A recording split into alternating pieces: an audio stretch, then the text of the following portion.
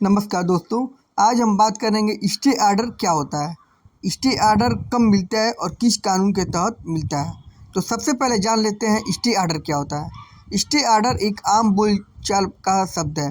कानूनी रूप से इसका अस्थायी निषेधाज्ञा या फिर स्थगन आदेश है। यह न्यायालय का दिया हुआ ऐसा आदेश होता है जो किसी कार्रवाई को तुरंत रूप से रोक देता है और ऐसा आदेश एक अनिश्चित समय के लिए होता है।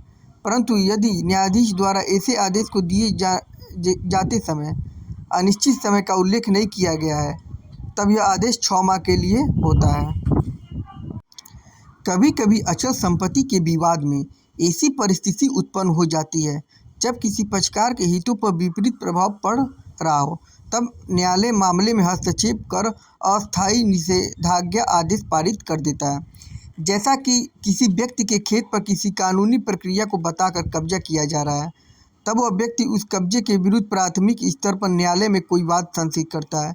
ऐसा वाद को संस्थित किए जाने के बाद यदि संबंधित पक्षकार खेत पर अवैध कब्जा करने आ खड़ा हुआ है, तब पीड़ित पक्षकार उच्चतर स्तर के न्यायालय में, जहां जिला न्यायालय और उच्च न्यायालय भी शामिल है, में ऐसी अस्थायी निषेधाज्ञा के लिए परिवाद प्रस्तुत कर सकता है तथा न्यायालय से निवेदन कर सकता है कि उसके मामले में स्थगन आदेश पारित किया जाए।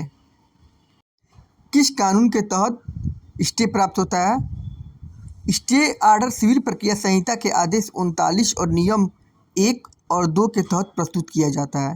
इस आदेश 39 के अंतर्गत इस बात का उल्लेख किया गया है कि यदि कोई पहले से चल रहे मुकदमे में या फिर नए लाए गए मुकदमे में ऐसी परिस्थितियां उत्पन्न हो गई हैं कि जिस व्यक्ति के पास कब्जा है उस व्यक्ति से कब्जा छीना जा रहा है, अवैध कब्जा प्राप्त किया जा रहा है या उसकी भूमि में घुसपैठ की जा रही है, तब वह व्यक्ति जिला न्यायालय और उच्च न्यायालय दोनों में से इस प्रकार के स्टे ऑर्डर के लिए एप्लीकेशन लगा सकता है, अर्थात आवेदन कर सकता है। न्यायालय इस आवेदन के प्राप्त होने पर मामले की गंभीरता को देखकर शीघ्र से शीघ्र सुनवाई करती है। यदि मामला अत्यधिक गंभीर है तो उस मामले में 102 दिन के भीतर ही सुनवाई हो जाती है, पर कोई मामला अधिक गंभीर नहीं है तब ऐसी सुनवाई 15 से 20 दिनों के भीतर की जाती है। दोनों ही पक्षकार को सुनने के बाद न्यायालय कब्जे से संबंधित सबूतों को देखती है, वाद से संबंधित सबूतों को देखती है, उसके बाद अपना आदेश पारित करती है। यह आवश्यक नहीं है कि न्यायालय हर मामले में स्टे ऑर्डर प्रदान कर देता है। जहां उसे लगता है कि निषेधाज्ञा प्रदान करने की आवश्यकता नहीं है, वहाँ न्यायालय किसी प्रकार का स्टे ऑर्डर प्रदान नहीं करता है। इसमें एक महत्वपूर्ण वाद है। मिजोरम राज्य व अन्य बनाम मेसर्स पूजा फर्नीचर प्राइवेट लिमिटेड व अन्य के मामले में स्टे ऑर्डर से संबंधित कानून को और अधिक विस्तार पूर्वक समझाते हुए कहा है कि किसी भी कोर्ट को स्टे देते समय 3 पहलुओं पर विचार करना चाहिए, जैसे सुविधा संतुलन, अपूरणीय क्षति या चोट, प्रथम दृष्टया या मामला। इन तीनों को देखते हुए ही स्थगन आदेश पारित करना चाहिए। स्टे ऑर्डर का पालन कैसे किया जाता है। न्यायालय जब किसी मामले में स्टे ऑर्डर देता है तब इस प्रकार के ऑर्डर का पालन करना पक्षकारों पर बाध्यकारी हो जाता है।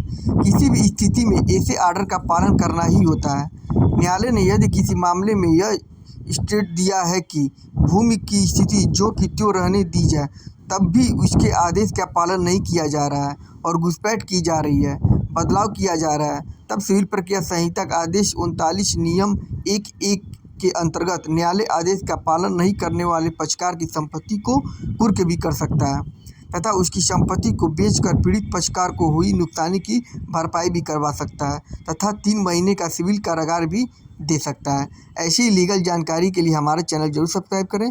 धन्यवाद।